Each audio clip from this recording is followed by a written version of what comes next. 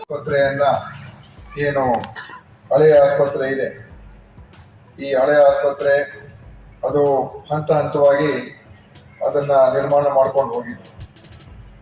ಬಹಳ ದಶಕಗಳ ಹಿಂದೆ ಶುರುವಾದಂಥ ಆಸ್ಪತ್ರೆ ಅದು ಏನು ಹಂತ ಹಂತವಾಗಿ ವಿಸ್ತರಣೆ ಆಗಿತ್ತು. ಅದು ಇವತ್ತು ಕಟ್ಟಡಗಳಿದ್ರೂ ಕೂಡ ಹಳೆಯದಾಗಿರುವಂಥದ್ದು ಕೂಡ ಇದೆ, ಶಿಥಿಲ ಆಗಿರುವಂಥದ್ದು ಕೂಡ ಇದೆ, ಮತ್ತು ಅವೈಜ್ಞಾನಿಕವಾಗಿ ಕೂಡ ಇರ್ತದೆ. ಯಾಕಂದ್ರೆ ಒಂದು ಪ್ಲಾನ್ ಮಾಡಿರೋದಿಲ್ಲ. ಅದಕ್ಕೋಸ್ಕರನೇ ನಮ್ಮ ವಿಶ್ವಾಸ್ ವೈದ್ಯ ಅವರು ಶಾಸಕರಾಗಿ ಅವರು ಆಯ್ಕೆಯಾದ ನಂತರ ನನ್ನನ್ನು ಭೇಟಿಯಾದಾಗ ಪ್ರಥಮ ಭೇಟಿಯಿಂದನೇ ಶುರು ಮಾಡ್ಕೊಂಡ್ರು ಅವರು. ಸರ್, ನಮಗೊಂದು ಆಸ್ಪತ್ರೆ ಕೊಡಲೇಬೇಕು ಅಂತ. ನಮ್ಮಲ್ಲಿ ಬಹಳ ಅದು ಹಳೇದಾಗ್ಬಿಟ್ಟಿದೆ, ಏನಾದ್ರೂ ಮಾಡಿ ನಿಮ್ಮ ಕಡೆಯಿಂದ ನಮಗೆ ಕೊಡುಗೆ ಕೊಡಬೇಕು ಅಂತ ಹೇಳಿ ಅವರು ಅದನ್ನು ನನಗೆ ನಿರಂತರವಾಗಿ ಒತ್ತಡವನ್ನು ಹಾಕ್ತಾನೆ ಇದ್ರು. ಮತ್ತು ಬಹಳ ಅವರು ಈ ಕ್ಷೇತ್ರದ ಅಭಿವೃದ್ಧಿ ವಿಚಾರದಲ್ಲಿ ನಾನು ನೋಡಿದ್ದೇನೆ. ಅದು ಬೆಂಗಳೂರಿನಲ್ಲಿ, ಅದು ಎಲ್ಲೇ ಇರಲಿ, ವಿಧಾನಸಭೆಯಲ್ಲಿ ಎಲ್ಲೇ ಇರಲಿ, ಈ ಕ್ಷೇತ್ರವನ್ನ ಅಭಿವೃದ್ಧಿ ಮಾಡಬೇಕು, ಕ್ಷೇತ್ರವನ್ನ ಸರ್ಕಾರದಿಂದ ಬರುವಂತ ಎಲ್ಲಾ ಯೋಜನೆಗಳನ್ನ ಈ ಕ್ಷೇತ್ರಕ್ಕೆ ತಗೊಂಡ್ಬರಬೇಕು ಅಂತ ಒಂದು ಪಣ ತೊಟ್ಟಿರ್ತಕ್ಕಂಥ ಒಬ್ಬ ಜನಪ್ರತಿನಿಧಿ, ಶಾಸಕ ನಮ್ಮ ವಿಶ್ವಾಸ. ಅದರಿಂದ ಅವರ ಒಂದು ಕಾಳಜಿ ಕಳಕಳಿ ನೋಡಿದಾಗ ನಮಗೂ ಕೂಡ ಏನಾದ್ರೂ ಮಾಡಬೇಕು ಅಂತ ಅನಿಸುತ್ತೆ. ಮತ್ತೆ ನಾನು ಈ ಕಡೆ ಬಂದಿದ್ದಾಗಲೂ ಕೂಡ ಇಲ್ಲಿಗೆ ನನ್ನನ್ನು ಭೇಟಿ ಮಾಡಿಸಿ ಇಲ್ಲಿ ಎಲ್ಲ ಸಿಬ್ಬಂದಿಯವ್ರನ್ನ, ಡಾಕ್ಟರ್ಗಳನ್ನ ಕರ್ಕೊಂಡ್ ಬಂದಿದ್ರು ಅಲ್ಲ, ಇಲ್ಲಿ ಮಾಡಿಸಿ ಈ ತರ ಇದೆ ಅಂತೆಲ್ಲ ಹೇಳಿ ನನಗೆ ಏನೇನು ನಮ್ಮ ಮೇಲೆ ಮಾನಸಿಕ ಒತ್ತಡ ತರಬೇಕು ಅದೆಲ್ಲವನ್ನು ಕೂಡ ಅವರು ತಂದಿದ್ರು.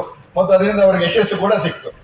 ಯಾಕಂದ್ರೆ ನಮ್ಮ ಮನಸ್ಸು ಕೂಡ ಹೌದಪ್ಪ ಏನಾದ್ರು ಮಾಡ್ಲೇಬೇಕು ಅಂತ ಒಂದು ಅನಿಸಿರುವಂಥದ್ದು. ಅದರಿಂದ ಕಳೆದ ಆಯವ್ಯಯದಲ್ಲಿ ನಾನು ಮುಖ್ಯಮಂತ್ರಿ ಅವರಿಗೆ ಸರ್ ಈ ತರ ಇದೆ, ಇವಾಗ ಇದನ್ನು ಮಾಡಬೇಕು ಅಂತ ಹೇಳಿ ಒಟ್ಟಾರೆ ಕರ್ನಾಟಕದಲ್ಲಿ ಒಂದು 8 ಆಸ್ಪತ್ರೆಗಳನ್ನ ನಾವು ಆಯ್ಕೆ ಮಾಡಿಕೊಂಡು ಅದನ್ನ ನಾವು ಮತ್ತೊಮ್ಮೆ ಅದರ ಒಂದು ಪುನರ್ಜೀವ ಕೊಡಬೇಕು ಅಂತ ಹೇಳಿ ಆ 8ರಲ್ಲಿ ನಾನು ಈ ಒಂದು ಸವದತ್ತಿಯನ್ನು ಕೂಡ ಸೇರಿಸಿ ಇವತ್ತು ಅದಕ್ಕೆ ಅನುಮೋದನೆ ಸಿಕ್ಕಿರುವಂತದ್ದು ಬಹಳ ಸಂತೋಷ.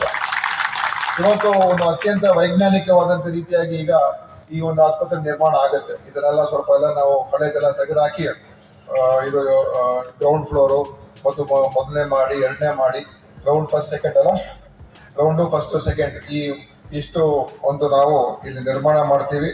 ಮತ್ತು ಅದ್ರ ಜೊತೆಯಲ್ಲಿ ಬೇರೆ ಬೇರೆ ಎಲ್ಲ ಆಧುನಿಕವಾದಂತಹ ವ್ಯವಸ್ಥೆಗಳನ್ನ ಅಲ್ಲಿಗೆ ತರೋದಕ್ಕೆ, ಅಲ್ಲಿಗೆ ಬೇಕಾಗಿರುವಂತ ಎಲ್ಲ ರೀತಿಯ ಕೊಠಡಿಗಳು, ICU ಬೆಡ್ಗಳು, ಡಯಾಲಿಸಿಸ್ ಕೇಂದ್ರಗಳು, ಮತ್ತು ಇನ್ನೇನೇನು ಅಲ್ಲಿಗೆ ಯಾವ ರೀತಿಯಾಗಿ ನರ್ಸ್ಗಳಿಗೆ, ಡಾಕ್ಟರ್ಗಳಿಗೆ ಅವ್ರಿಗಿರುವಂತ ಕೊಠಡಿಗಳು ಎಲ್ಲವನ್ನು ಕೂಡ OT ಯಾವ ತರ ಬರಬೇಕು, ತಾಯಿಯ ಮಕ್ಕಳ OT ಈ ತರದೆಲ್ಲ ಒಂದು ಮಾಡಿ ಅದನ್ನ ಒಂದು ಸುಸಜ್ಜಿತವಾದಂತ ರೀತಿಯಾಗಿ ಮಾಡ್ತಾ ಇದ್ದೀವಿ. ಮತ್ತು ನಮ್ಮ ತಾಯಿ ಮಕ್ಕಳ ಆಸ್ಪತ್ರೆಗೂ ಕೂಡ ಇದರಲ್ಲಿ ಸ್ವಲ್ಪ ಅನುದಾನ ಕೊಡಿಸಿದ್ದೇವೆ. ಅದರ ಮುಖಾಂತರ ಮೊದಲನೇ ಮಾಡಿಯಲ್ಲಿ ಅಲ್ಲಿ ಕೆಲವು ICU ಹಾಸಿಗೆಗಳನ್ನ, ಇನ್ನು 9 ICU ಹಾಸಿಗೆಗಳನ್ನ ಕೊಡೋದು ಕೂಡ ತಾಯಿ ಮಕ್ಕಳ ಆಸ್ಪತ್ರೆ ಕೂಡ ಮಾಡಿಸ್ತಾ ಇದ್ದೀವಿ. ಮತ್ತು ಬೇರೆ ಬೇರೆ ಈ ರೀತಿಯಾಗಿ ಕೆಲವೆಲ್ಲ ಸೇರಿಸಿದ್ದೇವೆ. ಅಂದ್ರೆ ಒಂದು ಒಳ್ಳೆಯ ವ್ಯವಸ್ಥೆ ಇಲ್ಲಿ ನಿರ್ಮಾಣ ಆಗ್ತದೆ. ಅದ್ರ ಮುಖಾಂತರ ನಮ್ಮ ಸಿಬ್ಬಂದಿಯವರಿಗೆ, ಡಾಕ್ಟರ್ಗಳು ಕೂಡ ಕೆಲಸ ಮಾಡೋದಕ್ಕೆ ಒಳ್ಳೆ ವಾತಾವರಣ ಇರ್ತದೆ. ಯಾಕಂದ್ರೆ ಆಸ್ಪತ್ರೆಯ ಅದು ಏನು ವಿನ್ಯಾಸ ಮತ್ತು ಕಟ್ಟಡ ಯಾವ ರೀತಿ ಇರ್ತದೆ ಅದು ಕೂಡ ಕೆಲಸದ ಮೇಲೆ ಪರಿಣಾಮ ಬೀರ್ತದೆ. ಚೆನ್ನಾಗಿದ್ದಾಗ, ಸುಸಜ್ಜಿತವಾಗಿದ್ದಾಗ, ಎಲ್ಲ ಒಂದು ರೀತಿ ಗಾಳಿ, ಬೆಳಕು ಮತ್ತು ಮೂಲ ಸೌಕರ್ಯಗಳು, ಶೌಚಾಲಯಗಳು, ಕೊಠಡಿಗಳು, OT ಇದೆಲ್ಲ ಎಕ್ವಿಪ್ಮೆಂಟ್ ಇದೆಲ್ಲ ಚೆನ್ನಾಗಿದ್ದಾಗ ಅವಾಗ ಕೆಲಸ ಮಾಡೋರು ಕೂಡ ಇನ್ನೂ ಚೆನ್ನಾಗಿ ಕೆಲಸ ಮಾಡಬೇಕು ಅಂತ ಒಂದು ಹುಮ್ಮಸ್ ಬರ್ತದೆ. ಆ ಕಾರಣದಿಂದ ಇವತ್ತು ಇದನ್ನ ನಾವು ಮಾಡ್ತಾ ಇದ್ದೇವೆ. ಈಗಾಗಲೇ ಬೆಳಗ್ಗೆ ನಾನು ಬೈಲೊಂಗಲ್ನಲ್ಲಿ ಒಂದು ತೀವ್ರ ನಿಗಾ ಘಟಕದ 50 ಬೆಡ್ಡಿನ ಅದಕ್ಕೂ ಕೂಡ ಶಂಕುಸ್ಥಾಪನೆ ಮಾಡಿದ್ದೇನೆ. ಮತ್ತು ಇದಾದ ನಂತರ ರಾಮದುರ್ಗಕ್ಕೆ ಹೋಗಿ ಅವ್ರಿಗೂ ಇದೇ ರೀತಿಯಾಗಿ ಮೇಲ್ದರ್ಜೆಗೆ ಏರಿಸುವಂತ ಒಂದು 33 ಕೋಟಿ ರೂಪಾಯಿ ವೆಚ್ಚದಲ್ಲಿ ಅವ್ರಿಗೂ ಕೂಡ 100 ಬೆಡ್ಡಿನ ಆಸ್ಪತ್ರೆ ನಿರ್ಮಾಣ ಮಾಡುವಂತ ಕೆಲಸ ನಾವು ಮಾಡ್ತೇವೆ. ಅಂದ್ರೆ ಬೆಳಗಾವಿಗೆ ಇದು ಒಂದು ರೀತಿ ಶುಕ್ರ ದಶೆ ಅಂತ ಹೇಳ್ಬೋದು ಅಲ್ವಾ. ಒಂದೇ ದಿವಸ 3 ಶಂಕುಸ್ಥಾಪನೆ ಬೇರೆ ಬೇರೆ ತಾಲೂಕುಗಳಲ್ಲಿ. ಈಗಾಗಲೇ ನಾನು ಹೋದ ಬಾರಿ ಖಾನಾಪುರಲ್ಲೂ ಕೂಡ ಹೊಸ ತಾಲೂಕು ಆಸ್ಪತ್ರೆಗೆ ಶಂಕುಸ್ಥಾಪನೆ ಮಾಡಿದ್ದೇನೆ. ಅಲ್ಲಿ ಕಾಮಗಾರಿ ನಡೀತಾ ಇದೆ. ಮತ್ತೆ ಡಿಸೆಂಬರ್ ತಿಂಗಳಲ್ಲಿ ಕಿತ್ತೂರಿನಲ್ಲಿ ಅವರಿಗೆ 100 ಬೆಡ್ಡಿನ ಒಂದು ಹೊಸ ಆಸ್ಪತ್ರೆ ಹೊಸ ಜಾಗದಲ್ಲಿ ಅವರಿಗೆ ನಾನು ಅನುಮೋದನೆ ಕೊಟ್ಟು ಅಲ್ಲೂ ಕೂಡ ಈಗ ಕಾಮಗಾರಿ ಪ್ರಾರಂಭ ಆಗಿದೆ. ಅಥಣಿಯಲ್ಲಿ MCH ಆಸ್ಪತ್ರೆ ಅದು ಅವ್ರಿಗೂ ಕೂಡ ಸುಮಾರು 25-30 ಕೋಟಿ ರೂಪಾಯಿ ಕೊಟ್ಟು ಅಲ್ಲಿ 25 ಕೋಟಿ ರೂಪಾಯಿ ವೆಚ್ಚದಲ್ಲಿ ಅಲ್ಲಿ MCH ಆಸ್ಪತ್ರೆಯನ್ನ ನಾವು ಅಲ್ಲಿ ಮಾಡ್ತಾ ಇದ್ದೀವಿ.